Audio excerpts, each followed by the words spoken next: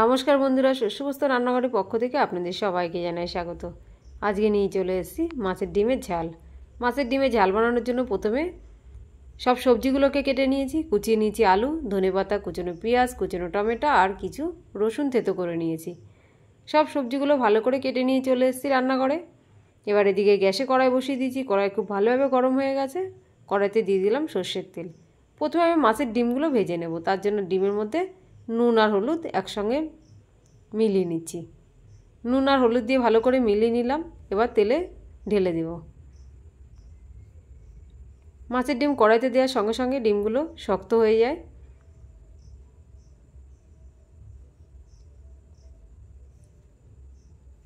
একটা সেট হয়ে গেছে, এবার উল্টে দিলাম।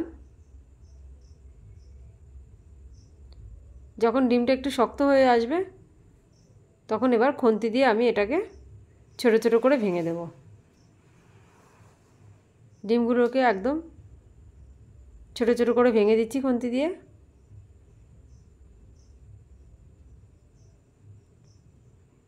ডিম খুব ভালোভাবে ভেজে নিয়েছি। ডিমগুলো নামিয়ে নিলাম।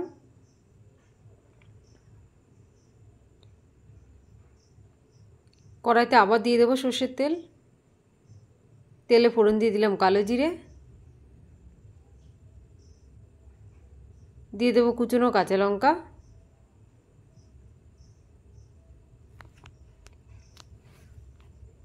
এবার দিয়ে দিলাম কুচনো পেঁয়াজ,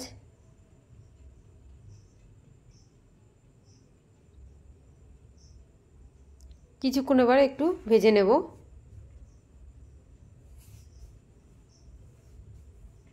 এবার দেবো থেতো করে রাখা রসুন,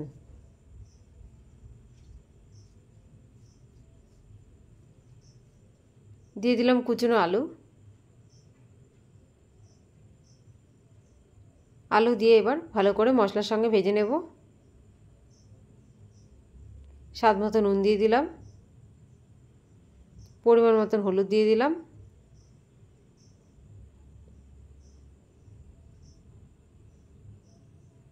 এবার দিয়ে দেবো শুকনো লঙ্কার গুঁড়ো। আমি প্রথমে কাঁচা লঙ্কা কুচি দিয়েছিলাম, তাই লঙ্কার পরিমাণটা এখানে একটু কম দিলাম। আপনারা চাইলে নাও দিতে পারেন। এবার দিয়ে দেবো কুচনো টমেটো,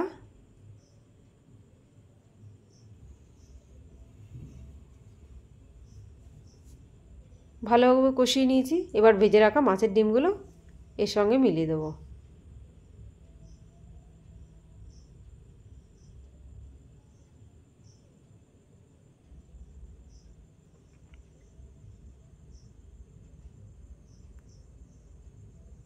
সামান্য একটু জল দিচ্ছি।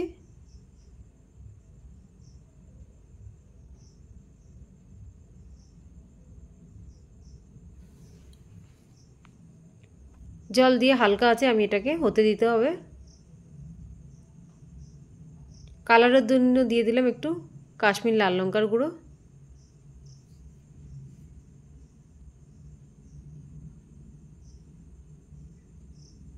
খুব ভালোভাবে হয়ে গেছে। উপর থেকে ছড়িয়ে দিলাম কুচনো ধনেপাতা।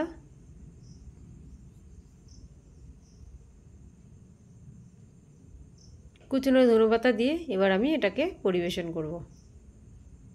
তার জন্য বাটিতে তুলে নিচ্ছি।